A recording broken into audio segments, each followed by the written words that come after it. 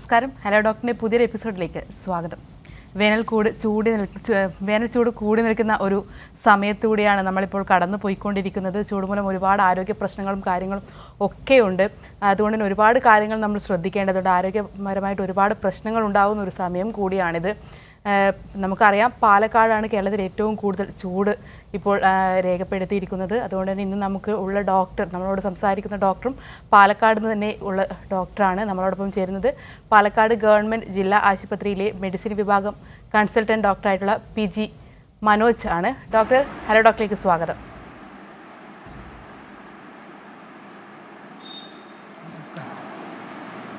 നമസ്കാരം ഡോക്ടർ, നമുക്കറിയാം വളരെ ചൂട് കൂടി നിൽക്കുന്ന ഒരു സമയത്തൂടെയാണ് നമ്മളിപ്പോൾ കടന്നു പോയിക്കൊണ്ടിരിക്കുന്നത്. ഒരുപാട് കാര്യങ്ങൾ നമ്മൾ ശ്രദ്ധിക്കേണ്ടതായിട്ടുമുണ്ട്. അങ്ങനെ വരുമ്പോൾ നമ്മൾ ശ്രദ്ധിക്കേണ്ട, ആരോഗ്യപരമായിട്ട് നമ്മൾ ശ്രദ്ധിക്കേണ്ട പ്രധാനപ്പെട്ട കാര്യങ്ങൾ അതെന്തൊക്കെയാണ്? ഓക്കെ, ഈ ചോദ്യം കേൾക്കുമ്പോൾ സാധാരണ ഇതിൽ നമ്മൾ ചൂടിനെ കുറിച്ച് ഈ കാലഘട്ടത്തിൽ ക്ലാസ് എടുക്കാൻ പോകുമ്പോൾ പൊതുവേ നമ്മളെല്ലാവരോടും ചോദിക്കാറുണ്ട്, ചൂട് മൂലം എന്തൊക്കെ അസുഖങ്ങൾ ഉണ്ടാവുമെന്ന് പൊതുസമൂഹത്തോട് നമ്മൾ ചോദ്യങ്ങൾ ചോദിക്കാറുണ്ട്.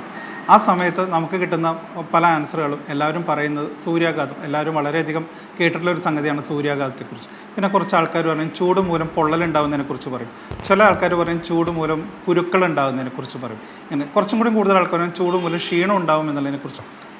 ഇതാണ് നമ്മുടെ നാട്ടിലെ ചൂടിനെക്കുറിച്ച് പൊതുവെയുള്ള കൺസെപ്റ്റ്. ഞാൻ ഇന്ന് പറയാൻ പോകുന്നത് അതൊന്നും കുറച്ചും കൂടി അപ്പുറത്തായിട്ടുള്ള കാര്യങ്ങളെക്കുറിച്ചാണ്. ആദ്യം തന്നെ അറിയേണ്ട കേസ്, ചൂട് നമ്മുടെ ശരീരത്തിന് എങ്ങനെയൊക്കെ ബാധിക്കുന്നു എന്നുള്ളത്.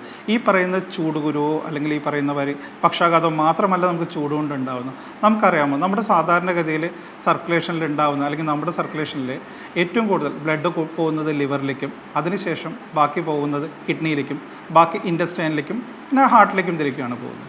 അതേസമയം ചൂടുണ്ടാവുന്ന സമയത്ത് നമ്മുടെ നോർമൽ ബോഡി ടെമ്പറേച്ചർ എന്ന് പറയുന്നത് 36.5 37.5 ഇടയിലാണ്. ഓക്കെ, നമ്മുടെ സറൗണ്ടിങ്ങിലെ ടെമ്പറേച്ചർ ഇപ്പോൾ ഇന്ന് പാലക്കാട് ഈ സമയത്ത് ചൂട് 37 ഡിഗ്രി സെൽഷ്യസ് ആണ്. നമ്മുടെ ശരീരത്തിന് ചൂട് പുറത്തേക്ക് വ്യാപിക്കുന്നത് 60% പുറമേയുള്ള തണുപ്പിൻ്റെ ഒരു അംശം വെച്ചിട്ടാണ്, അല്ലെങ്കിൽ പുറമേയുള്ള തണുപ്പ്. അത് സാധാരണയിൽ ടെമ്പറേച്ചർ എന്ന് പറയുന്നത് നമ്മുടെ എൻവയോൺമെൻറ്റിൽ ഒരു 30 to 35 ആ റേഞ്ചിലാണ്. അപ്പോൾ സ്വാഭാവികമായിട്ടും നമ്മുടെ ശരീരത്തിലെ ബോഡി ടെമ്പറേച്ചർ പുറമേക്ക് വ്യാപിക്കുകയാണ് ചെയ്യുന്നത്. പക്ഷേ ഇപ്പോൾ പാലക്കാട് വരെയുള്ള സ്ഥലങ്ങളിലെ ടെമ്പറേച്ചർ ഓൾറെഡി 37 ഡിഗ്രി സെൽഷ്യസ് ആണ്. നമ്മുടെ ശരീരത്തിൽ നിന്ന് ഈ പറയുന്ന ചൂട് പുറത്തേക്ക് പോകാൻ വകുപ്പില്ലാതാവുന്നു. അപ്പോൾ സ്വാഭാവികമായിട്ട് എങ്ങനെയാണ് ചൂട് കുറയ്ക്കാൻ ബോഡി ചെയ്യുന്നത്? ബോഡി ചെയ്യുന്നത് എന്താണെന്ന് വെച്ചാൽ നമ്മളെ വേർക്കാൻ സഹായിക്കും. എങ്ങനെയാണ് നമ്മുടെ ബോഡി വേർക്കുന്നത്? നമ്മുടെ ബോഡി വേർക്കുന്നത് മെയിനായിട്ട് നമ്മുടെ മെയിൻ ബ്ലഡ് സപ്ലൈ പോകുന്ന ഹാർട്ട്, ബ്രെയിൻ, കിഡ്നി, ലിവർ, അവിടെ നിന്നും അതേമാതിരി നമ്മുടെ ഇൻറ്റസ്റ്റൈൻ, ഇങ്ങനെയുള്ള സ്ഥലങ്ങളിൽ നിന്ന് ബ്ലഡ് ബൈപ്പാസ് ചെയ്ത് നേരെ നമ്മുടെ സ്കിന്നിലേക്കും അതേമാതിരി മസിൽസിൻ്റെ അടിയിലേക്കും കൂടുതൽ ബ്ലഡ് പോകും. അങ്ങനെ പോകുന്ന സമയത്ത് ആ ബ്ലഡ് ഒഴുകുന്നത് ചൂടിനെ വലിച്ചെടുക്കുകയും നമ്മൾ വേർക്കുകയും ചെയ്യും. ഓക്കെ, ഇതുകൊണ്ട് എന്താ ഉണ്ടാകുന്നതെന്ന് വെച്ച് കഴിഞ്ഞാൽ ഈ പറയുന്ന ഹാർട്ടിലേക്ക്, ബ്രെയിനിലേക്കുള്ള ബ്ലഡ് സപ്ലൈയിൽ ഒരു ചെറിയ രീതിയിലുള്ള കുറവ് ഈ സമയത്ത് ചൂടിൻ്റെ സമയത്ത് ഉണ്ടാകും. ശരിക്കും പറഞ്ഞാൽ ബോഡിയുടെ പ്രൊട്ടക്റ്റീവ് മെക്കാനിസത്തിൻ്റെ ഭാഗമായിട്ടാണ് ഇങ്ങനെ ചൂട് കുറയ്ക്കാൻ വേണ്ടി നടത്തുന്നത്. പക്ഷേ അതുകൊണ്ട് ഉണ്ടാകുന്ന എന്താണ്, നമ്മുടെ ഹാർട്ടിലേക്ക്, ബ്രെയിനിലേക്ക്. ഇന്നത്തെ കാലഘട്ടത്തിൽ നമ്മുടെ ബ്രെയിനോ ഹാർട്ടോ നോർമലാണെന്ന് എത്ര പേർക്ക് സ്വന്തമായിട്ട് പറയാൻ പറ്റും?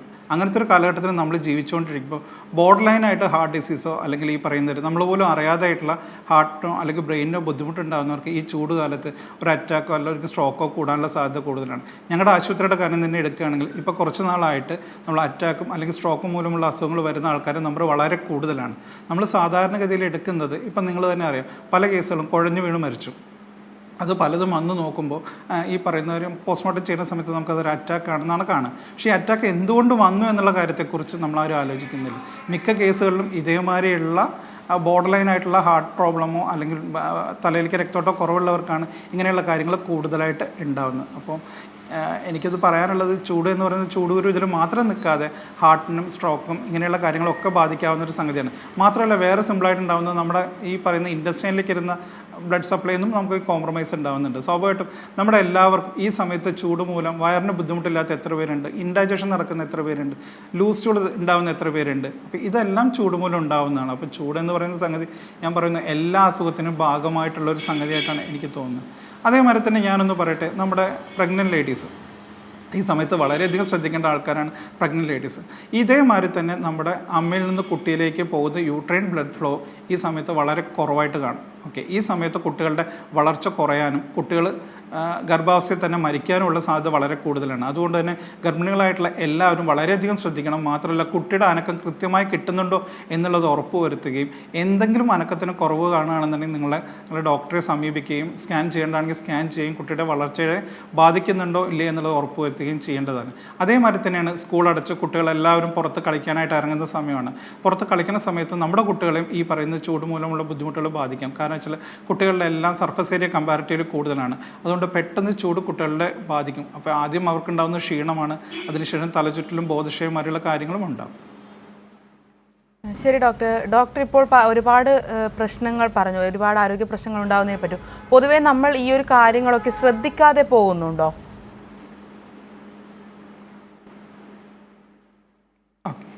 നമ്മൾ ശ്രദ്ധിക്കാതെ പോകുന്നുണ്ടോ എന്ന് പറഞ്ഞു കഴിഞ്ഞാൽ ഈ ചൂടിൻ്റെ കൂടെ ഒഴുകാനേ നമുക്ക് ഇപ്പോഴത്തെ കല്ലിൽ നിർവാഹമുള്ളൂ. ഓക്കെ, അപ്പോൾ നമ്മൾ പലപ്പോഴും എന്താണ് ഈ ചൂട് എന്ന് പറയുന്ന കാര്യം ആദ്യം നമുക്ക് ഉണ്ടാക്കുന്ന എന്താണ് ദാഹം ഉണ്ടാക്കും. ആ ദാഹം ഉണ്ടാക്കുമ്പോൾ നമ്മൾ പലപ്പോഴും നമുക്ക് ചിലപ്പോൾ വെള്ളം കുടിക്കാനുള്ള അവസരം ഉണ്ടാവില്ല, നമ്മുടെ ജോലി തിരക്ക് കാരണം വെള്ളം കുടിക്കാറില്ല. അങ്ങനെയുള്ള പലതും കാരണം നമ്മളത് അത് വേണ്ടാന്ന് വെക്കുമ്പോൾ നമുക്ക് എന്താ ഉണ്ടാവുന്നത്? അടുത്ത് ക്ഷീണമാണ് ഉണ്ടാകുന്നത്. ഇപ്പം തന്നെ നമുക്ക് എല്ലാവർക്കും സാധാരണത്തേക്കാൾ കൂടുതൽ പാലക്കാടിനെ പൊതുവെ എടുത്ത് നോക്കിയാൽ ക്ഷീണം വളരെ പെട്ടെന്നുണ്ടാവും. രാത്രി പെട്ടെന്നാണ് ഉറങ്ങിപ്പോകുന്നത്. അപ്പോൾ ഇങ്ങനെയുള്ള കാര്യങ്ങളായിട്ട് കൂടുതലുണ്ടാകും. മാത്രമല്ല ശ്രദ്ധിക്കേണ്ട കാര്യം എന്താണെന്ന് വെച്ചാൽ പ്രത്യേകിച്ചും ഒരു 45 വയസ്സ് കഴിഞ്ഞിട്ടുള്ള സ്ത്രീ പുരുഷന്മാരാണെന്നുണ്ടെങ്കിൽ അവരുടെ ഹാർട്ടിനാണെങ്കിലും ബ്രെയിനാണെങ്കിലും കമ്പാരിറ്റീവ്ലി റിസ്ക് കൂടുതലാണ്. അങ്ങനെയുള്ള ഒരു വെയിലത്ത് പണിയെടുക്കുകയാണെങ്കിലോ അല്ലെങ്കിൽ ശ്രദ്ധിക്കേണ്ട കേസാണ്. ഇതേമാതിരി തന്നെ കഴിഞ്ഞ ദിവസം ഉണ്ടായി ഞങ്ങളുടെ അനുഭവം വെച്ച് പറയാം. അതായത് സാധാരണഗതിയിൽ എല്ലാ ദിവസവും പുറത്തു പോയി ജോലി ചെയ്യുന്ന ആൾക്കാരാണെങ്കിൽ കമ്പാരിറ്റീവ്ലി കുഴപ്പമില്ല. പക്ഷെ ഒരു വീട്ടിൻ്റെ ഉള്ളിൽ നിൽക്കുന്ന ഒരാൾ ഒരു ദിവസത്തെ കാര്യത്തിന് വേണ്ടി ഒന്ന് ബാങ്കിലോ അല്ലെങ്കിൽ ഒരു വില്ലേജ് ഓഫീസിലോ പോയി വെയിൽ കൊള്ളുമ്പോൾ അവർക്ക് ഇപ്പോൾ കഴിഞ്ഞ ദിവസം ഞങ്ങൾക്ക് ഉണ്ടായിരുന്ന ഒരു കേസ് അതാണ്. അവർ ഇതുവരെ പുറത്തിറങ്ങിയിട്ടില്ല, അങ്ങനെ പുറത്തിറങ്ങേണ്ട സിറ്റുവേഷൻ വന്നില്ല. കഴിഞ്ഞ ദിവസം ഇതേമാതിരി ഒരു ബാങ്കിൽ പോകേണ്ട ഒരു ആവശ്യം ഉണ്ടായിരുന്നു. അന്ന് രാത്രിയാണ് ആ പേഷ്യൻറ്റിന് ഈ പറയുന്ന ഒരു വളരെ അസഹ്യമായ പനിയും അപസ്മാരമായിട്ട് കാണിക്കുകയും അത് പിന്നീട് ഹീറ്റ് സ്ട്രോക്കിൻ്റെ ലക്ഷണങ്ങളായിട്ട് മാറുകയും ചെയ്യുകയുണ്ടായി. അപ്പോൾ അതുകൊണ്ട് എല്ലാ ദിവസവും വെയിൽ കൊള്ളുന്നവരെക്കാളും ഏറ്റവും കൂടുതൽ റിസ്ക് ഉള്ളത് എന്തെങ്കിലുമൊക്കെ വെയിൽ കൊള്ളുന്നവർക്കും അതേ റിസ്ക് ഉണ്ടെന്നുള്ള കാര്യം അറിഞ്ഞിരിക്കുക. അപ്പോൾ അതെല്ലാം എല്ലാവരും ശ്രദ്ധിക്കേണ്ടതാണ്. ശരി ഡോക്ടർ അതുപോലെ തന്നെ ഇപ്പോൾ ഒരുപാട് ഈ ഒരു ചൂട് സമയം ആയതുകൊണ്ട് തന്നെ നമ്മൾ ദിനംപ്രതി ഈ ഒരു വാർത്ത കേൾക്കുന്നുണ്ട്, സൂര്യതാപം ഏൽക്കുന്നു എന്നുള്ള വാർത്തകൾ. അപ്പം എന്താണ് ഈ ഒരു ഘട്ടത്തിലേക്ക് സൂര്യതാപം ഏൽക്കുന്നു എന്ന് പറയുമ്പോൾ ഉണ്ടാവുന്ന അവസ്ഥ എന്താണ്? ഏത് ഘട്ടത്തിലാണ് നമുക്ക് സൂര്യതാപം ഏൽക്കുന്നത്? ഹലോ ഡോക്ടറിലേക്ക് തിരികെ എത്താം. വേനൽ ചൂടുമായി ബന്ധപ്പെട്ട കാര്യങ്ങളാണ് ഹലോ ഡോക്ടർ ഇന്ന് ചർച്ച ചെയ്യുന്നത്. ഈ വിഷയത്തിൽ നമ്മളോടൊപ്പം ഒരു സംശയ നിവാരണത്തിനായിട്ട് ഒരു പ്രേക്ഷകൻ കൂടി ചേരുന്നുണ്ട്. മൂവാറ്റുപുഴയിൽ നിന്നും സാജു ആണ്. സാജു, ഡോക്ടറോട് ചോദിച്ചോളൂ.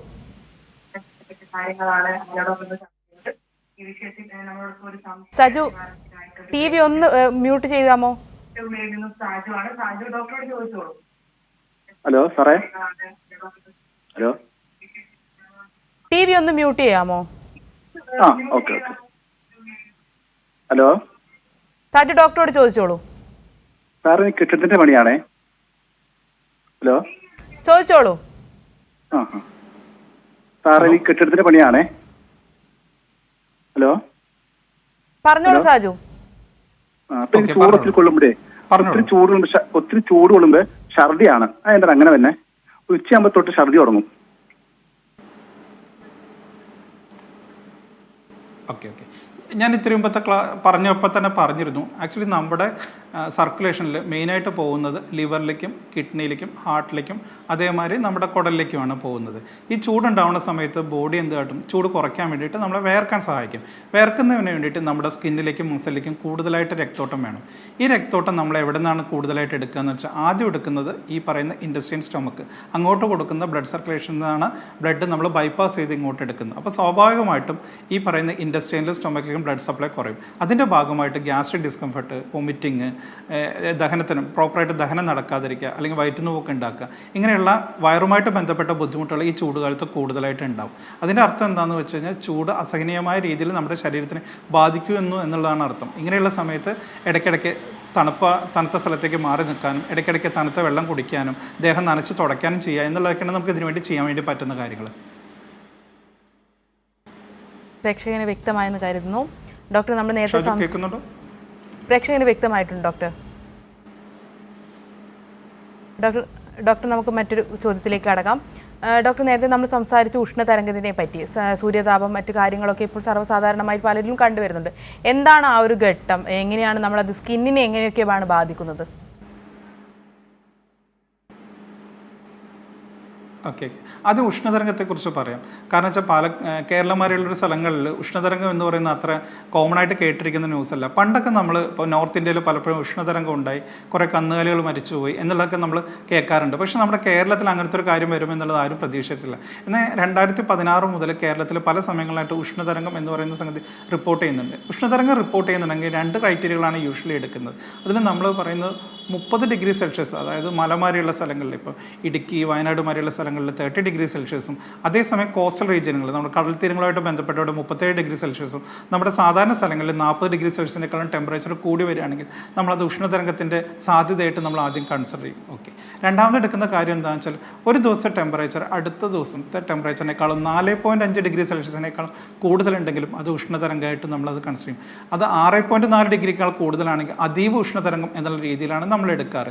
ഈ ഉഷ്ണതരംഗം റിപ്പോർട്ട് ചെയ്യുമ്പോൾ ശ്രദ്ധിക്കേണ്ട കാര്യം എന്താണെന്ന് വെച്ചാൽ ഒരു ജില്ലയിൽ തന്നെ 2 വ്യത്യസ്ത സ്ഥലങ്ങളിൽ 2 വ്യത്യസ്ത ദിവസങ്ങളിൽ ഇതേമാതിരി ടെമ്പറേച്ചർ കൂടുകയാണെങ്കിൽ മാത്രമേ നമ്മളതിനെ ഉഷ്ണതരംഗം എന്നുള്ള രീതിയിൽ ഇതാക്കുകയുള്ളൂ. ഓക്കെ, ഈ ഉഷ്ണതരംഗം ഉണ്ടാകുന്ന സമയത്ത് ഞാൻ നേരത്തെ പറഞ്ഞു, നമുക്ക് ഈ പറയുന്ന മാതിരി ഏറ്റവും എല്ലാവരിലും കാണുന്ന മാതിരി തന്നെ ഹീറ്റിൽ എന്താണ് ചൂടുകൂരു ഉണ്ട്. എന്തുകൊണ്ടാണ് ചൂടുകൂരു ഉണ്ടാവാൻ കാരണം?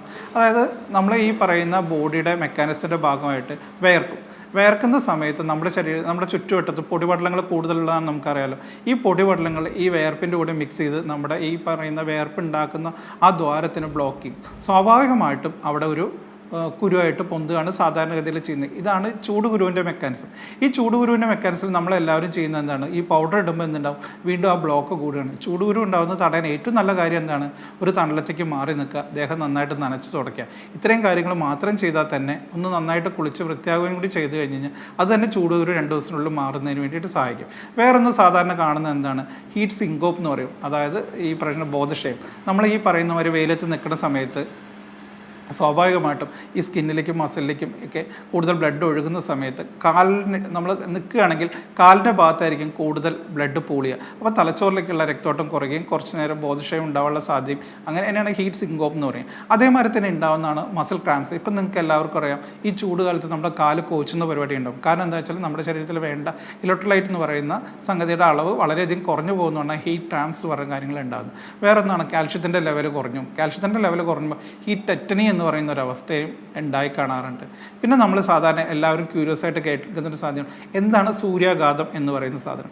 സൂര്യാഘാതം എന്ന് പറയുന്ന സാധനം നമ്മുടെ ശരീരത്തിലെ ടെമ്പറേച്ചർ സാധാരണത്തെക്കാളും കൂടുക എന്ന് പറഞ്ഞാൽ 40 ഡിഗ്രി സെൽഷ്യസിനേക്കാളും കൂടുതലായിട്ട് ബോഡി ടെമ്പറേച്ചർ കൂടുകയും അതേമാതിരി തന്നെ അത് നമ്മുടെ തലച്ചോറിൻ്റെ പ്രവർത്തനങ്ങളെ ബാധിക്കുക. തലച്ചോറിൻ്റെ പ്രവർത്തനങ്ങളെ ബാധിക്കുക എന്ന് പറഞ്ഞു കഴിഞ്ഞാൽ ഒന്നിലേക്ക് ബോധക്ഷയം ഉണ്ടാവുക, അല്ലെങ്കിൽ പരസ്പര ബന്ധമില്ലാതെ സംസാരിക്കുക, അല്ലെങ്കിൽ അപസ്മാരം ഉണ്ടാവുക, അല്ലെങ്കിൽ വിളിച്ചമിണ്ടാത്ത അവസ്ഥ ഉണ്ടാവുക. അങ്ങനത്തെ എന്തെങ്കിലും തലച്ചോറിനെ ബാധിക്കുന്ന അവസ്ഥ ഉണ്ടായാൽ നമ്മൾ അതിനെ സൂര്യാഘാതം എന്ന് പറയുന്നു. അതായത് ശരീരത്തിലെ ബോഡി ടെമ്പറേച്ചർ 40 ഡിഗ്രി സെൽഷ്യസിനേക്കാൾ കൂടുകയും അത് തലച്ചോറിനെ ബാധിക്കുന്ന രീതിയിൽ വന്നാലാണ് നമ്മളതിനെ സൂര്യാഘാതം എന്ന് പറയും. പക്ഷേ ഇതിൻ്റെ കൂടെ ശ്രദ്ധിക്കേണ്ട കാര്യങ്ങൾ ഈ പറയുന്ന 2 കാര്യങ്ങളും ഒരു കാരണവശാലും സ്ട്രോക്ക്, അതായത് തലച്ചോറിനകത്തെ രക്തോട്ടം കുറഞ്ഞത് മൂലം അത് തലച്ചോറിനുണ്ടാകുന്ന അണുബാധ കാരണം ആവരുത് എന്നുള്ളതാണ് സൂര്യാഘാതത്തിലുള്ളത്. ഓക്കെ, ഇത്രയും കാര്യങ്ങളാണ് കോമൺ ആയിട്ട് ചൂട് മൂലം ഉണ്ടാകുന്ന ഡയറക്റ്റ് ആയിട്ടുള്ള കാര്യങ്ങൾ. പിന്നെ ഡോക്ടർ, ഇപ്പോൾ നമ്മളോടൊപ്പം ഒരു പ്രേക്ഷക കൂടി ചേരുന്നുണ്ട്. തിരുവനന്തപുരത്ത് നിന്നും ലതയാണ്. ലത, ഡോക്ടറോട് ചോദിച്ചോളൂ. Hello doctor. ലത ചോദിച്ചോളൂ ഡോക്ടറോട്. എനിക്ക് ചോദിക്കാനുള്ളത്, നമ്മൾ ഒരു സ്ഥലത്ത് പോയി പിന്നെയും രണ്ടാമതൊരു സ്ഥലത്ത് പോകുമ്പോൾ, ഇപ്പൊ ഉദാഹരണത്തിന് ഒരു അമ്പലമാണെങ്കിൽ അവിടെ പോകുമ്പോഴത്തേക്കും നമുക്ക് ഒന്ന് തിരക്കിൽ വന്ന് ഒരു അസ്വാ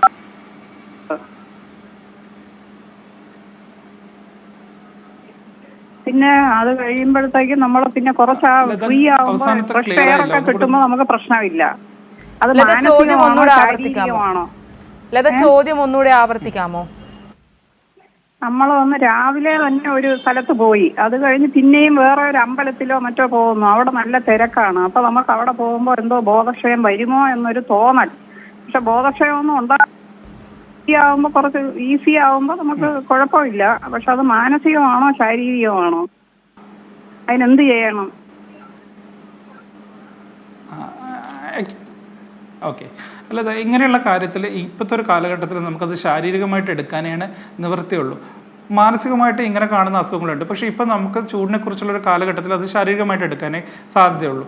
എന്തുകൊണ്ടാണെന്ന് വെച്ച് കഴിഞ്ഞാൽ ഞാൻ നേരത്തെ പറഞ്ഞു, ചൂട് ഉണ്ടാവുന്ന സമയത്ത് ബോഡി ചൂട് കുറയ്ക്കുന്നതിനുള്ള മെക്കാനിസത്തിൻ്റെ ഭാഗമായിട്ട് തലച്ചോറിലേക്കുള്ള രക്തോട്ടം കുറയും. ആ സമയത്ത് ഈ പറയുന്ന നമുക്ക് ചില സമയത്ത് ബോധക്ഷയം വരികയൊക്കെ ചെയ്യും. അപ്പോൾ അങ്ങനെയുള്ള നമുക്ക് ഒഴിവാക്കാൻ വേണ്ടി നമുക്ക് എന്താണ് ചെയ്യാൻ പറ്റുക?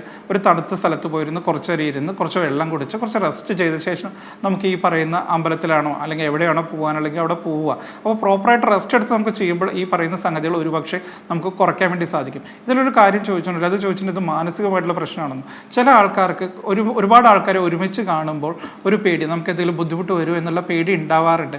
അതും ഇതേമാതിരി കാണിക്കാറുണ്ട്. പക്ഷേ ഇപ്പോഴത്തെ കാലഘട്ടത്തിൽ ഇത് എപ്പോഴും ശാരീരികമായിട്ട് എടുക്കുകയും ഇങ്ങനൊരു ബുദ്ധിമുട്ട് വരുന്ന സമയത്ത് റെസ്റ്റ് എടുക്കുക, വെള്ളം കുടിക്കുക, എന്നിട്ടും ബുദ്ധിമുട്ട് കാണുകയാണെങ്കിൽ നമുക്കത് മാനസികമായിട്ടുള്ള എന്തെങ്കിലും ആണോ എന്നുള്ളത് നമുക്ക് നോക്കാവുന്നതാണ്. രക്ഷകയ്ക്ക് വ്യക്തമായെന്ന് കരുതുന്നു. ക്ലിയർ ആയെന്ന് വിചാരിക്കുന്നു. അതെ അതെ അതെ ഡോക്ടർ.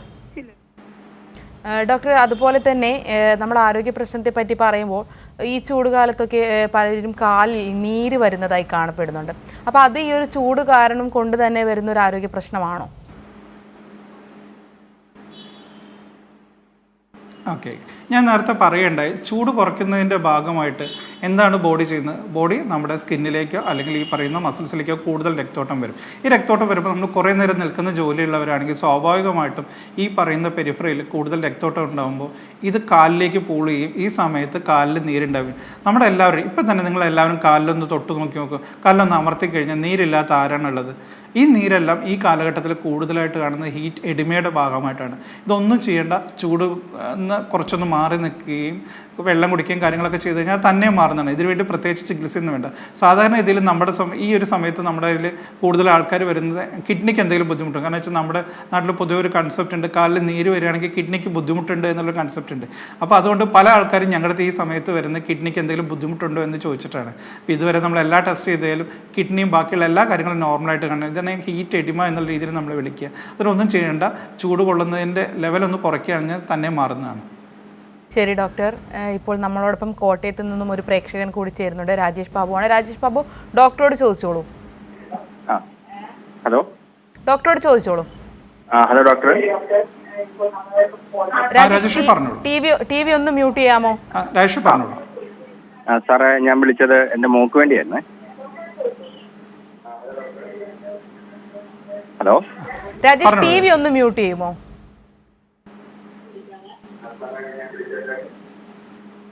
രാജേഷ് പറഞ്ഞോളൂ.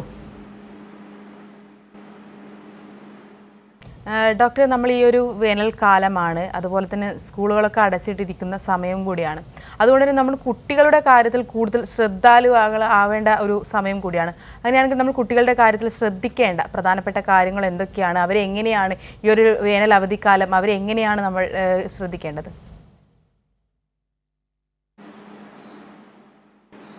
ഓക്കെ, വളരെ കൃത്യമായ കാലം. കാരണം വെച്ചാൽ പരീക്ഷ എല്ലാം കഴിഞ്ഞ് കുട്ടികളുടെ വെക്കേഷൻ സ്റ്റാർട്ട് ചെയ്തു. ISL നടക്കുകയാണ്, IPL നടക്കുകയാണ്. ക്രിക്കറ്റും ഫുട്ബോളും കുട്ടികളുടെ തലയ്ക്ക് പിടിച്ചിരിക്കുന്ന നേരമാണ്. സ്വാഭാവികമായിട്ടും ഈ നേരത്ത്, അതായത് രാവിലെ 8-9 മണിക്ക് എഴുന്നേറ്റ് ഈ പറയുന്ന ഗ്രൗണ്ടിൽ ഇറങ്ങി വൈകിട്ട് 5-6 മണി വരെയും ഗ്രൗണ്ടിൽ കളിക്കുന്ന ഒരു സമയമാണ് ഇപ്പോൾ കുട്ടികളെ സംബന്ധിച്ചിടത്തോളം. പക്ഷേ ശ്രദ്ധിക്കേണ്ട കാര്യം എന്താ വെച്ചാൽ പണ്ടത്തെ കാലത്തെക്കാളും ഈ പറയുന്ന ഞങ്ങളെല്ലാവരും ഇതേമാതിരി കളിച്ചിട്ടുള്ള ആൾക്കാരാണ്. പക്ഷെ അന്നത്തെ കാലത്തെക്കാളും നമ്മുടെ മൊത്തം ഇവിടെ ഇപ്പോൾ ടെമ്പറേച്ചറും കാര്യങ്ങളും കൂടുതലാണ്. അതുകൊണ്ട് കുട്ടികൾക്ക് ശാരീരിക പ്രശ്നങ്ങൾ ഉണ്ടാവാൻ സാധ്യതയും വളരെ കൂടുതലാണ്. അപ്പോൾ അതുകൊണ്ട് നമ്മളെപ്പോഴും പറയുന്നത് 10 മണി മുതൽ 4 മണി വരെയുള്ള ഇങ്ങനെയുള്ള കളികൾ മാക്സിമം ഒഴിവാക്കാൻ വേണ്ടിയാണ് പറയുന്നത്. കളികളുണ്ടെങ്കിൽ 10 മണിക്ക് മുന്നെയോ അല്ലെങ്കിൽ 4 മണിക്ക് ശേഷമോ ചെയ്യാനാണ് ഒന്ന് പറയുന്നത്. രണ്ടാമത് ഒരു ദിവസം മിനിമം 3 ലിറ്ററെങ്കിലും വെള്ളം കുടിക്കാൻ വേണ്ടിയിട്ടും. മാത്രമല്ല, ഇനി കളിക്കാൻ ഒഴിവാക്കാൻ പറ്റാത്ത സംഗതിയാണെന്നുണ്ടെങ്കിൽ കളിക്കുന്നതിൻ്റെ കൂട്ടത്തിൽ തന്നെ അദ്ദേഹം ഇടയ്ക്കിടയ്ക്ക് നനയ്ക്കുവാൻ വേണ്ടിയിട്ട്, അതായത് അദ്ദേഹത്തിൻ്റെ ടെമ്പറേച്ചർ ഒരു പരിധിക്കാൾ കൂടാതിരിക്കാൻ വേണ്ടിയിട്ട് ശ്രദ്ധിക്കുകയും എന്തെങ്കിലും ക്ഷീണമോ ബുദ്ധിമുട്ടുകളോ തോന്നുകയാണെന്നുണ്ടെങ്കിൽ റെസ്റ്റ് എടുക്കാനോ അല്ലെങ്കിൽ തണലത്തേക്ക് മാറി നിന്ന് ക്ഷീണം മാറുന്ന വരെ റെസ്റ്റ് എടുക്കാനും വേണ്ടിയിട്ടുള്ള കാര്യങ്ങളും ചെയ്യേണ്ടതാണ് എന്നുള്ളതാണ്. ആക്ച്വലി കുട്ടികളും അതേമാതിരി കുട്ടികളുടെ മാതാപിതാക്കളും ഈ സമയത്ത് അത് വളരെയധികം ശ്രദ്ധിക്കേണ്ടതാണ്. ശരി ഡോക്ടർ, അതുപോലെ തന്നെ നമ്മൾ പറയുമ്പോൾ പ്രധാനപ്പെട്ട ഒരു കാര്യമാണ് ഭക്ഷണം എന്ന് പറയുന്നത്. ഈ ചൂടുകാലത്ത് നമ്മൾ പല ഭക്ഷണങ്ങളും ഒഴിവാക്കേണ്ടതായിട്ടുണ്ട്, പല ഭക്ഷണങ്ങളും നമ്മൾ കൂട്ടിച്ചേർക്കേണ്ടതായിട്ടുണ്ട്. അങ്ങനെ വരുമ്പോൾ ഏതൊക്കെയാണ് ഒഴിവാക്കേണ്ടത്? ഏതൊക്കെ ഭക്ഷണങ്ങളാണ് നമ്മൾ ജീവിതക്രമങ്ങളിൽ ഈ ഒരു സമയത്ത് കൂട്ടിച്ചേർക്കേണ്ടതായിട്ടുള്ളത്? ഓക്കെ, ഓക്കെ ഓക്കെ, രണ്ട് കാര്യങ്ങൾ ഞാൻ ഇതിൻ്റെ കൂടെ പറയാം. ഭക്ഷണം പറയുന്നതിൻ്റെ കൂട്ടത്തിൽ തന്നെ ഈ പറയുന്ന ഇതിനെക്കുറിച്ച് പറയുമ്പോൾ രണ്ട് വേർഡ് എനിക്ക് പറയാതെ പറ്റില്ല. ഒന്ന്, ഈ പറയുന്ന ഒരു സൂര്യാഘാതം അല്ലെങ്കിൽ ചൂടുമൂലം ഉണ്ടാകുന്ന ബുദ്ധിമുട്ടുകൾക്ക് എങ്ങനെയാണ് നമുക്ക് പെട്ടെന്ന് മാറ്റാൻ വേണ്ടി പറ്റുക എന്നുള്ളത്. ഏറ്റവും നല്ല കാര്യം വെച്ചാൽ നമ്മുടെ ബോഡി ടെമ്പറേച്ചർ എത്ര പെട്ടെന്ന് കുറയ്ക്കുന്നു അതിനനുസരിച്ച് നമ്മുടെ ശാരീരിക പ്രശ്നങ്ങളും കുറയും എന്നുള്ളതാണ്. ഇപ്പോൾ ഹീറ്റ് സ്ട്രോക്കിൻ്റെ കാര്യം തന്നെ എടുക്കുകയാണെന്നുണ്ടെങ്കിൽ ആക്ച്വലി ബോഡി ടെമ്പറേച്ചർ ഇപ്പോൾ ഈ എത്രയും പെട്ടെന്ന്, അതായത് 40 ഡിഗ്രി സെൽഷ്യസിലേക്ക് താഴ്ത്തുകയാണെങ്കിൽ, ഒരു 30 മിനിറ്റിനുള്ളിൽ നമുക്ക് താഴ്ത്തുകയാണെങ്കിൽ ഈ പറയുന്നത്, അതായത് ഒരാളുടെ ബോഡി ടെമ്പറേച്ചർ ഹീറ്റ് സ്ട്രോക്ക് കാരണം എപ്പോഴും 40 ഡിഗ്രിയേക്കാൾ കൂടുതലായിരിക്കും. അത് 30 മിനിറ്റിനുള്ളിൽ താഴ്ത്തുകയാണെങ്കിൽ നമുക്ക് നിരക്ക് 5% കുറയ്ക്കാൻ വേണ്ടി പറ്റും. അത് വളരെയധികം ഇമ്പോർട്ടൻ്റ് ആയിട്ടുള്ള സാധനമാണ്. അതായത് ഇങ്ങനെ ഹീറ്റ് സ്ട്രോക്ക് വന്ന ഒരാൾ 50% ഡെത്താവും എന്നുള്ളത് 5% കുറയ്ക്കാൻ പറ്റും എന്നുള്ളത് വളരെ ഒരു ഇതുള്ള കാര്യമാണ്. അപ്പോൾ നമ്മളെല്ലാവരും ശ്രദ്ധിക്കേണ്ട കാര്യം എന്താ വെച്ചാൽ, പലപ്പോഴും ഹീറ്റ് സ്ട്രോക്ക് ആയിട്ട് അല്ലെങ്കിൽ ഈ പറയുന്ന സൂര്യാഘാതം കൊണ്ട് ഉണ്ടാകുമ്പോൾ എല്ലാവരും എന്താണ് ആശുപത്രിക്ക് എടുത്തുകൊണ്ടാണ് ആദ്യമായിട്ട് ചെയ്യുക. ആശുപത്രിയിൽ എത്താൻ തന്നെ മിക്കവാറും ഒരു അരമണിക്കൂർ കഴിയും. ഇത് വളരെ ക്രൂഷ്യൽ ആയിട്ടുള്ള ടൈമാണ്. അപ്പോൾ ഏറ്റവും നിങ്ങളെല്ലാവരും ചെയ്യേണ്ട കാര്യം, ചൂട് കാരണമുള്ള എന്തെങ്കിലും ബുദ്ധിമുട്ടുണ്ടായി കഴിഞ്ഞാൽ ദേഹം തണുപ്പിക്കാനുള്ള കാര്യം ചെയ്യും. നമുക്ക് എങ്ങനെയൊക്കെ ദേഹം തണുപ്പിക്കാം? ഒന്ന്, ചിലപ്പോൾ ആൾ ബോധത്തിലായിരിക്കില്ല, അതുകൊണ്ട് നമുക്ക് വെള്ളം കുടിപ്പിക്കാനോ കാര്യങ്ങളൊക്കെ ചെയ്യാൻ പറ്റില്ല. തണുത്ത വെള്ളം എന്താണോ കിട്ടുന്നത്, ഇപ്പോൾ നമ്മുടെയൊക്കെ വീടിൻ്റെ അടുത്ത് ചിലപ്പോൾ ഫ്രിഡ്ജ് ഉണ്ടാകും, ഫ്രിഡ്ജിൽ നിന്നുള്ള തണുത്ത വെള്ളം ഉപയോഗിക്കും. ഇനി ഫ്രിഡ്ജ് ഇല്ലാത്താണെങ്കിൽ തന്നെ കിണറുകളുണ്ടാകും, കിണറുകളിൽ നല്ല തണുത്ത വെള്ളം ലഭ്യമാണ്. ആ തണുത്ത വെള്ളം മേത്ത് ഒഴിക്കുകയും ദേഹം നന്നായിട്ട് നനച്ച് തുടയ്ക്കുകയും ചെയ്യുകയാണ് ബോഡി ടെമ്പറേച്ചർ കുറയ്ക്കാൻ വേണ്ടിയിട്ട്. ഇനി ബോധത്തിലുള്ള ആളാണ്, നമ്മൾ പറഞ്ഞ് കേൾക്കുന്ന ആളാണെങ്കിൽ അവർക്ക് തണുത്ത വെള്ളം കുടിക്കാൻ കൊടുക്കുക, അങ്ങനെയുള്ള കാര്യങ്ങളൊക്കെയാണ് നമുക്ക് ബോഡി ടെമ്പറേച്ചർ കുറയ്ക്കാൻ വേണ്ടിയിട്ട് ഏറ്റവും നല്ലത്. ഇതോടൊപ്പം തന്നെ നേരത്തെ ചോദിച്ച ചോദ്യം, എന്തൊക്കെ ഭക്ഷണം കഴിക്കാം എന്നുള്ളത്. നമുക്ക് ഈ പറയുന്ന ഒരു ബോഡി തണുപ്പിക്കാനുള്ള എല്ലാ ഭക്ഷണങ്ങളും കഴിക്കാം, അതായത് തണുത്ത കാര്യങ്ങൾ എന്ത് വേണമെങ്കിൽ കഴിക്കാം. പക്ഷേ ചായ, കാപ്പി, പിന്നെ കാർബണേറ്റഡ് ഡ്രിങ്ക്സ് ഇല്ലേ, അങ്ങനെയുള്ള കാര്യങ്ങളൊക്കെ കഴിക്കുന്നത് എപ്പോഴും നമ്മൾ കുറയ്ക്കുകയാണ് വേണ്ടത്. ഓക്കെ, ഈ തണുത്ത വെള്ളം കുടിക്കുക എന്ന് പറയുമ്പോൾ തന്നെ ഈ സമയത്ത് ഹെപ്പറ്റൈറ്റിസും ബാക്കിയുള്ള കാര്യങ്ങൾ വളരെ കൂടുതലാണ്. അപ്പോൾ നമ്മൾ പല സ്ഥലങ്ങളിൽ നിന്ന് ഈ പറയുന്ന തണുത്ത വെള്ളം കുടിക്കുന്ന സമയത്ത് അതിൻ്റെ എല്ലാം അത് എത്രത്തോളം പ്യൂരിറ്റി ഉള്ളതാണെന്നോ അല്ലെങ്കിൽ അത് കാരണം എത്ര ഇൻഫെക്ഷൻ ഉണ്ടാവും എന്നുള്ള റിസ്ക്കും കൂടി മനസ്സിലിരുത്തിക്കൊണ്ട് തണുത്ത വെള്ളവും കാര്യങ്ങളും കുടിക്കുക. വീട്ടിലാണെന്നുണ്ടെങ്കിൽ ഫ്രിഡ്ജിൽ നിന്നുള്ള തണുത്ത വെള്ളം കുടിക്കുന്നതിന് ഈ നേരത്തെ കുഴപ്പമില്ല. തണുത്ത വെള്ളം കുടിക്കുന്നതിൻ്റെ കൂടെ തന്നെ ദേഹം ഒന്ന് നനച്ച് തുടയ്ക്കാനും കൂടി ശ്രമിക്കുന്നത് ഈ കാലത്ത് വളരെ നല്ലതായിരിക്കും. ശരി ഡോക്ടർ, വളരെ വ്യക്തമാണ്. ഡോക്ടർ, നമ്മൾ നേരത്തെ സൂചിപ്പിച്ചു വേനൽക്കാലമാണ്, അതുപോലെ തന്നെ അവധിക്കാലം കൂടിയാണ്. അപ്പോൾ ഈ ഡോക്ടർ നമുക്ക് അതിലേക്ക് തിരികെ എത്താം. ഇപ്പോൾ കോട്ടയത്ത് നിന്നും ഒരു പ്രേക്ഷക കൂടി ചേരുന്നുണ്ട്, ബിന്ദുവാണ്. ബിന്ദു, ഡോക്ടറോട് ചോദിച്ചോളൂ. ഹലോ ഡോക്ടറെ. ബിന്ദു ചോദിച്ചോളൂ. ഡോക്ടറെ, എന്റെ മോൾക്കും ഭയങ്കര ചൂടുകുരുവാണ്, ദേഹം നിറയെ ചൂടുകുരുവാണ് മോൾക്ക്. ദേഹം നിറയെ ചൂടുകുരുവാണ്. ഇപ്പൊ അതിന് എന്നാ ചെയ്യേണ്ടത്? ഓക്കെ, ആദ്യം തന്നെ ചൂടുകുരു വരുന്നത് നമുക്ക് ഈ പറയുന്ന ഒരു എക്സ്പോഷർ, ചൂടിനോടുള്ള എക്സ്പോഷർ കൂടുമ്പോൾ നമ്മുടെ ഈ പറയുന്ന വേർപ്പുണ്ടാക്കുന്ന ഗ്രന്ഥികൾ ഈ ദേഹം തണുപ്പിക്കുന്നതിന് വേണ്ടിയിട്ട് കൂടുതൽ വേർപ്പുണ്ടാക്കുന്നു. ഈ വേർപ്പ് നമ്മുടെ ചുറ്റുമുള്ള പൊടിപടലങ്ങളുമായിട്ട് വരുമ്പോൾ ആ വേർപ്പുണ്ടാക്കുന്നതിൻ്റെ ഓപ്പണിംഗ് ബ്ലോക്ക് ആവുന്നതുകൊണ്ടാണ് ചൂടുകുരു ഉണ്ടാകുന്നത്. നമുക്കപ്പോൾ എന്ത് ചെയ്യാം? ചൂടിലുള്ള എക്സ്പോഷർ മാക്സിമം കുറയ്ക്കുക, അതായത് ചൂടത്ത് പോകുന്നത് മാക്സിമം കുറയ്ക്കുക. ഒന്ന്. രണ്ടാമത് എന്താണ്, ഈ പൊടിപടലങ്ങൾ ഇതാക്കാൻ വേണ്ടി ദേഹം നന്നായിട്ട് വൃത്തിയാക്കി കഴുകുക, വൃത്തിയാക്കി സൂക്ഷിക്കുക. മാത്രമല്ല ദേഹം തണുപ്പിക്കാൻ വേണ്ടിയിട്ട് നനഞ്ഞ തുണി ഉപയോഗിച്ച് തുടയ്ക്കുകയോ ചെയ്യുക. 2 ദിവസത്തിനുള്ളിൽ തന്നെ ഈ ചൂടുകുരു തന്നെ മാറുന്നതായിരിക്കും. ഇപ്പോൾ പണ്ട് നമ്മൾ പലപ്പോഴും പൗഡറും കാര്യങ്ങളൊക്കെ ഇടാറ്, അതിൻ്റെ ഒന്നും ആവശ്യമില്ല. എല്ലാം തന്നെ നമുക്ക് ഈ 2 ദിവസം കൊണ്ട് ഈ ചൂടുകുരു കംപ്ലീറ്റ് ആയിട്ട് മാറ്റാം. പക്ഷേ ചില കേസുകളിൽ എന്തുണ്ടാവും, ഇത് അവിടെ ഇരുന്ന് പഴുപ്പോ കാര്യങ്ങളോ ആവുകയാണെങ്കിൽ നമുക്ക് ഈ പറയുന്നവരെ ഓയിൽമെൻറ്റുകൾ എന്തെങ്കിലും യൂസ് ചെയ്യേണ്ടി വരും. അങ്ങനെ പഴുപ്പോ കാര്യങ്ങളോ ഉണ്ടെങ്കിൽ നിങ്ങളുടെ തൊട്ടടുത്ത ഡോക്ടറെ കാണിക്കേണ്ടി വരും. അതല്ല വെറും ചൂടുകുരു മാത്രമേ ഉള്ളെങ്കിൽ ചൂടിന്ന് മാറി നിർത്തുകയും ദേഹം നനച്ചു കൊടുക്കുകയും ചെയ്യുന്നതോടെ തന്നെ അത് കൃത്യമായിട്ട് മാറുന്നതാണ്. ഡോക്ടർ, പ്രേക്ഷയ്ക്ക് വ്യക്തമായെന്ന് കരുതുന്നു. നമുക്ക് നേരത്തെ ചോദ്യത്തിലേക്ക് അതെ ഡോക്ടർ, നമുക്ക് ചോദ്യത്തിലേക്ക് മടങ്ങിയെത്താം. ഡോക്ടർ നേരത്തെ പറഞ്ഞത് അവധിക്കാലമാണ്, ഒരുപാട് യാത്രകൾ ചെയ്യുന്ന ഒരു സമയം കൂടിയാണിത്. അങ്ങനെയാണെങ്കിൽ യാത്ര ചെയ്യുമ്പോൾ ശ്രദ്ധിക്കേണ്ട പ്രധാനപ്പെട്ട കാര്യങ്ങൾ എന്തൊക്കെയാണ്? എന്തൊക്കെ കരുതലുകളാണ് നമ്മൾ എടുക്കേണ്ടത്?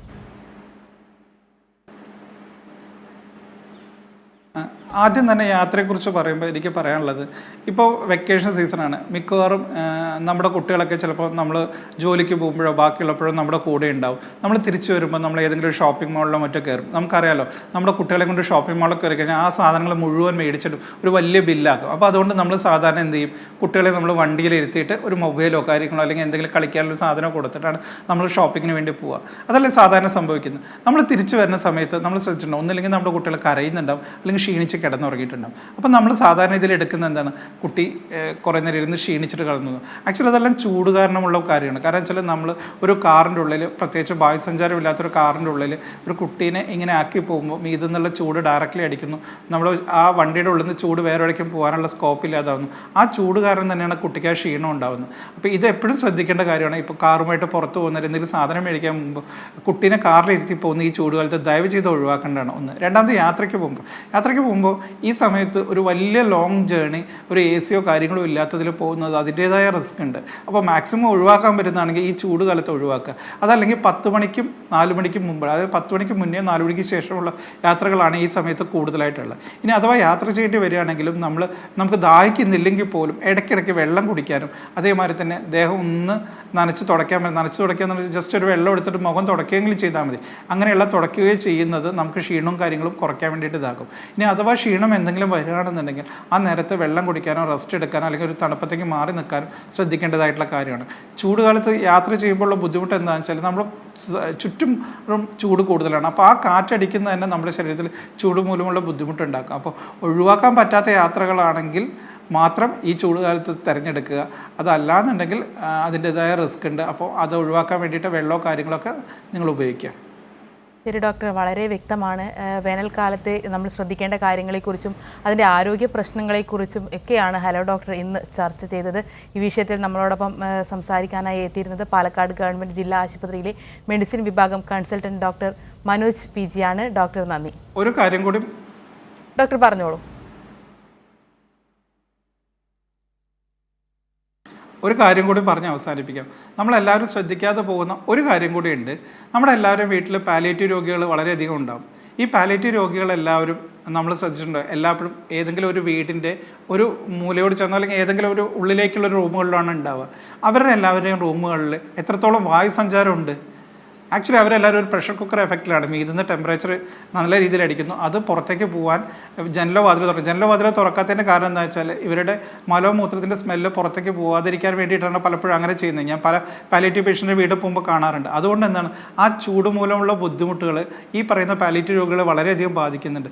പലരും മരണത്തിന് വരെ കാരണമാകുന്നു. നമ്മൾ പലപ്പോഴും എടുക്കുന്നത് എന്താണ്, അവരുടെ അസുഖം കാരണമാണ് ഇത് മരണം സംഭവിച്ചതെന്നുള്ളതാണ്. പക്ഷെ പലപ്പോഴും ഈ ചൂട് മൂലമുള്ള ബുദ്ധിമുട്ട് കൊണ്ടാണ് നമ്മുടെ പാലിയേറ്റീവ് രോഗികൾക്ക് ശ്രദ്ധിക്കേണ്ട കാര്യം. സമയപരിധി മൂലം ഇടപെടുകയാണ്. ഹലോ ഡോക്ടറിന്റെ ഇന്നത്തെ സമയം ഇവിടെ അവസാനിക്കുകയാണ്.